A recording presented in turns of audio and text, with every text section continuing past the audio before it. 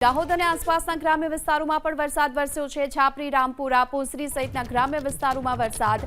લાંબા વિરામ બાદ આઠમ પર દાહોદ જિલ્લામાં મેઘમહેર થઈ છે અને આ મેઘમહેર થતા ખેડૂતોમાં ખુશીનો માહોલ છે। તો દાહોદમાં પણ લાંબા વિરામ બાદ આઠમ પર મેઘમહેર જોવા મળી રહી છે। ગ્રામ્ય વિસ્તારોમાં પણ સતત વરસાદી માહોલ છે। છાપરી, રામપુરા, પોસરી સહિતના ગ્રામ્ય વિસ્તારોમાં પણ અત્યારે વરસાદ વરસી રહ્યો છે।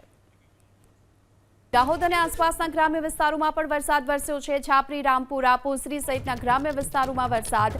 લાંબા વિરામ બાદ આઠમ પર દાહોદ જિલ્લામાં મેઘમહેર થઈ છે અને આ મેઘમહેર થતા ખેડૂતોમાં ખુશીનો માહોલ છે।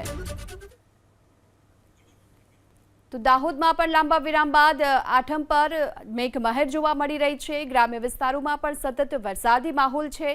છાપરી, રામપુરા, પોસરી સહિતના ગ્રામ્ય વિસ્તારોમાં પણ અત્યારે વરસાદ વરસી રહ્યો છે।